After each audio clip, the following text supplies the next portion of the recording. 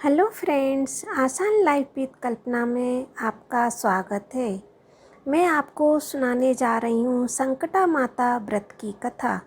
एक बुढ़िया माई थी। उस बुढ़िया का एक बेटा था जिसका नाम रामनाथ था। रामनाथ धन कमाने के लिए परदेश चला गया। बुढ़िया अपने बेटे के विदेश जाने के बाद बहुत चिंतित और दुखी रहने लगी, क्योंकि उसकी बहू उसको बहुत नित्य खरी खोटी सुनाया करती थी। इसलिए बुढ़िया प्रतिदिन चिंतित और उदास रहती और घर के बाहर स्थित कुएं पर बैठकर रोया करती थी। बुढ़िया का यह क्रम रोज चलता रहा। एक दिन कुएं में से दिए की माँ नामक एक स्त्री निकली और उसने बुढ़िया से पूछा, बुढ़िया माँ, तुम इस तरह क्यों बैठी रहती हो और रोती रहती हो? तुम्हें किस बात का कष्ट है? तुम मुझे अपना दुख बताओ, मैं तुम्हारे दुख दूर करने का प्रयत्न करूँगी। बुढ़िया ने उस स्त्री का प्रश्न सुनकर कोई भी जवाब नहीं दिया और वह रोती रही। दिए की माँ बार बार एक प्रश्न दोहरा रही थी। वह बुढ़िया इस बात से झुंझला उठी। उस बुढ़िया ने दिए की माँ से कहा, तुम मुझे बार बार ऐसा क्यों पूछ रही हो? क्या सचमुच ही तुम मेरा दुख जानकर उसे दुख दूर कर दोगी? बुढ़िया की बात सुनकर दिए की माँ ने उत्तर दिया, मैं अवश्य ही तुम्हारे कष्टों को दूर करने का प्रयत्न करूंगी। बुढ़िया ने दिए की माँ का ऐसा आश्वासन पाकर कहा, मेरा बेटा कमाने के लिए परदेश चला गया है। उसके पीछे मेरी बहू मुझे बहुत बुरा भला कहती रहती है। यही है कि दुख के कारण मैं रोती रहती हूँ। बुढ़िया की बात सुनकर दिए की माँ ने कहा, यहाँ से वन में संकटा नामक माता रहती हैं। तुम अपना दुख उनसे सुनाकर कष्ट से छुटकारा पाने के लिए प्रार्थना करो। माँ बहुत दयालु हैं, दुखियों के प्रति बहुत सहानुभूति रखती हैं। निसंतानों को संतान, निर्धनों को धनवान, निर्बल को बलवान और अभागों को भाग्यवान बनाती हैं। उनकी कृपा से सौभाग्यवती स्त्रियों का सौभाग्य अचल हो जाता है। कुंवारी कन्याओं को अपने पति की प्राप्ति होती है। रोगी और अपने रोग से मुक्त हो जाते हैं। इसके अलावा जो भी मनोकामना हो वह सभी पूरी होती है। इसमें कोई भी संदेह नहीं है। माँ के ऐसे विलक्षण बात को सुनकर बुढ़िया माँ संकटा माता के पास गई और उनके चरणों में गिरकर विलाप करने लगी। संकटा माता ने बड़े ही दयालु होकर बुढ़िया से पूछा, बुढ़िया, तुम किस कारण इतने दुख से बार बार रोती रहती हो? बुढ़िया ने कहा, हे माँ, आप तो सब कुछ जानती हो, आप तो कुछ भी छिपा नहीं है। आप मेरे दुख को दूर करने का आश्वासन दें तो मैं अपने दुख गाथा आपको सुनाऊं। बुढ़िया की बात सुनकर संकटा माता ने कहा, मुझे पहले अपना दुख बताओ। दुखियों का दुख दूर करना मेरा काम है। संकटा माता के ऐसा कहने पर बुढ़िया ने कहा, हे माता, मेरा लड़का परदेश चला गया है। उसके घर में ना रहने से मेरी बहू मुझे बहुत तरह तरह की सुनाया करती है। उसकी बातें मुझसे सहन नहीं होती। इस कारण परेशान होकर मैं बार बार रोया करती हूँ। बुढ़िया की इस दर्द भरी कथा को सुनकर संकटा माता ने कहा, तुम घर जाकर मेरे लिए मनौती मांगें और मेरी पूजा करें। इससे तुम्हारा लड़का सकुशल घर वापस आ जाएगा। मेरी पूजा के दिन सुहागिन स्त्रियों को आमंत्रित करके उन्हें भोजन कराना। ऐसा करने से तुम्हारा लड़का अवश्य ही तुम्हारे पास आ जाएगा। संकटा माता के कहे अनुसार उस बुढ़िया ने मनौती मांगकर पूजा की और सुहागिन स्त्रियों को भोजन करने के लिए आमंत्रित किया।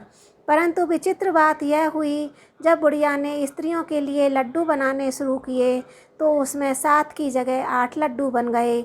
इस बात से बुढ़िया बहुत ही असमंजस में पड़ गई। ऐसा कहने पर कि क्या कारण है, मुझे गिनने में कोई गलती तो नहीं हो गई अथवा अपने आप 8 लड्डू बन जाते हैं, इसका क्या कारण है? उसी समय संकटा माता एक वृद्ध स्त्री का रूप रखकर बुढ़िया के सामने प्रकट हुई और बुढ़िया से पूछा, क्यों बुढ़िया, आज तुम्हारे यहाँ कोई उत्सव है क्या? यह सुनकर बुढ़िया बोली, आज मैंने संकटा माता की पूजा की है और सुहागिन स्त्रियों को भोजन के लिए आमंत्रित किया है, किंतु जब गिनकर 7 लड्डू बनाती हूँ तो वे 8 बन जाते हैं। मैं इसी बात से चिंता में पड़ गई हूँ।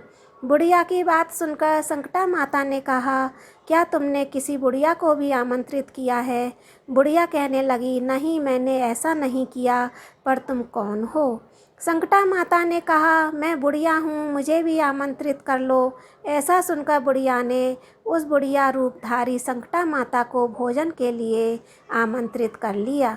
इसके बाद बुढ़िया के घर पर सभी आमंत्रित सुहागनें आ गईं और बुढ़िया ने सबको लड्डू तथा अन्य मिठाई आदि का भोजन कराया। इससे संकटा माता उस बुढ़िया पर बहुत प्रसन्न हुई और माता की कृपा से उस बुढ़िया के बेटे के मन में अपनी माता और पत्नी से मिलने की इच्छा उत्पन्न हुई और वह अपने घर के लिए चल दिया। कुछ दिन बीतने के बाद वह बुढ़िया संकटा माता की पूजा कर सुहागिनों को भोजन करा रही थी। किसी ने उसके लड़के के आने की सूचना दी, लेकिन बुढ़िया अपने काम में लगी रही। उसने कहा, लड़के को बैठने दो, मैं सुहागिनों को जमा कर अभी आती हूँ। लड़के की बहू ने पति के आने का समाचार सुना। उसी क्षण पति के स्वागत के लिए तुरंत घर की ओर चल दी। लड़के ने अपनी पत्नी को देखकर मन में सोचा कि मेरी स्त्री मेरे प्रति कितना प्रेम रखती है, जो खबर पाते ही मुझसे मिलने आ गई। परंतु मेरी माँ को मुझ पर जरा भी प्रेम नहीं है।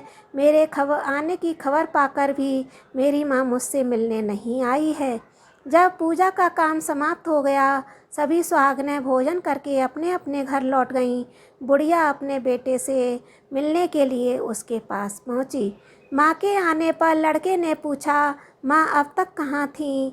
माँ ने कहा, बेटा, मैंने तुम्हारी कुशलता के लिए संकटा माता से मनौती मांग रखी थी। उसी का पूरा करने के लिए सुहागिन जमा रही थी। संकटा माता की कृपा से उसका मन अपनी पत्नी से हट गया। उसने माँ से कहा, माँ, या तो मैं यहाँ रहूँगा या यह रहेगी। बुढ़िया ने कहा, बेटा, तुम्हें अब मैंने बड़ी कठिन तपस्या से पाया है, इसलिए तुम्हें छोड़ नहीं सकती। इसलिए चाहे बहू का त्याग भी करना पड़े तो मैं कर सकती हूँ। अतः लड़के ने अपनी स्त्री को घर से निकाल दिया।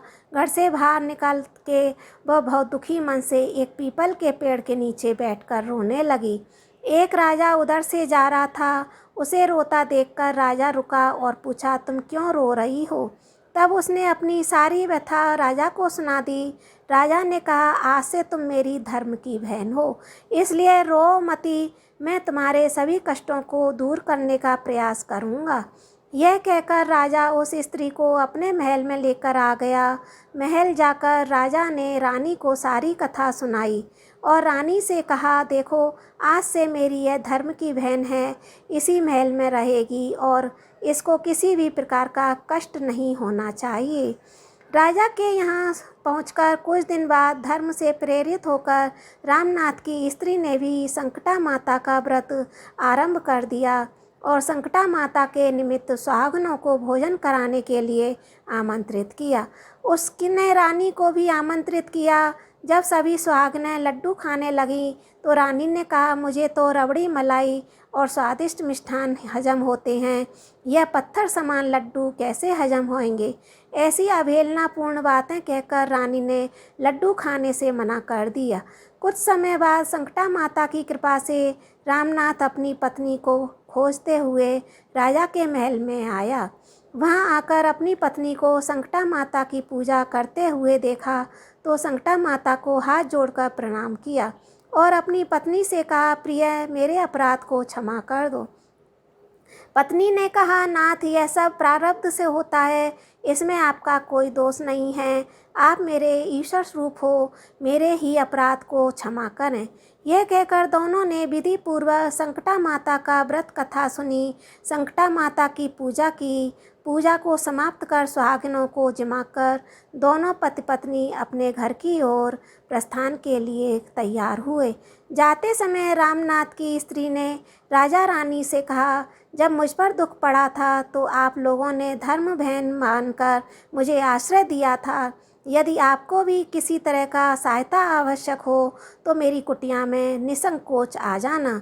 ऐसा कहकर दोनों पति पत्नी अपने घर चले आए। संकटा माता के प्रसाद का निरादर करने के कारण रानी पर भारी संकट आ गया। रामनाथ की बहू के जाते ही उनका राजपाट नष्ट हो गया और विपत्ति में पड़ी रानी ने राजा से कहा, ना मालूम तुम्हारी बहन ने कैसी थी, उसके जाते ही सब कुछ नष्ट हो गया है। रानी ने राजा से कहा, जाते समय वह कह रही थी कि जब भी मेरे पर संकट पड़ा था तो आपने आकर मुझे सहायता दी थी, इससे तुम भी अपने घर में आ जाना, इसलिए हम लोगों को उनके यहाँ चलना चाहिए। ऐसा विचार कर राजा रानी दोनों ही अपनी धर्म बहन के घर गए।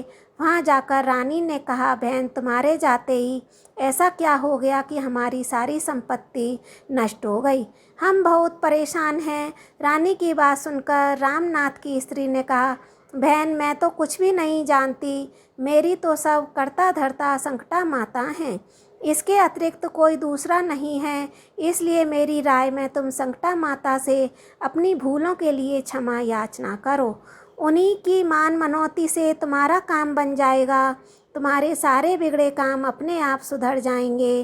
रामनाथ की स्त्री की बातें सुनकर रानी ने श्रद्धा भक्ति से संकटा माता का व्रत किया और सुहागनों को जमा कर अनजाने में अपनी सब भूलों के लिए संकटा माता से बार बार माफ़ी मांगी।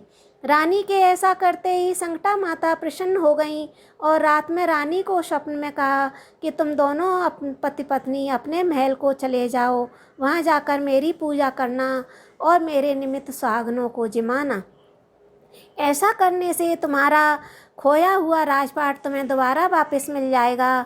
सुबह होते ही रानी ने अपने स्वप्न की बात राजा को बताई। रानी की बात सुनकर राजा उसी क्षण रानी के साथ अपने महल की ओर चल दिए। राजा रानी ने संकटा माता के कहे अनुसार पूर्ण भक्ति भाव से संकटा माता की पूजा की और सुहागनों को भोजन कराया। ऐसा करने से उनका बिगड़ा हुआ सारा समय सुधर गया और सारा राजपाट उन्हें वापस मिल गया और वह पहले की तरह राज्य भोगने लगे। बोलो संकटा मैया की जय।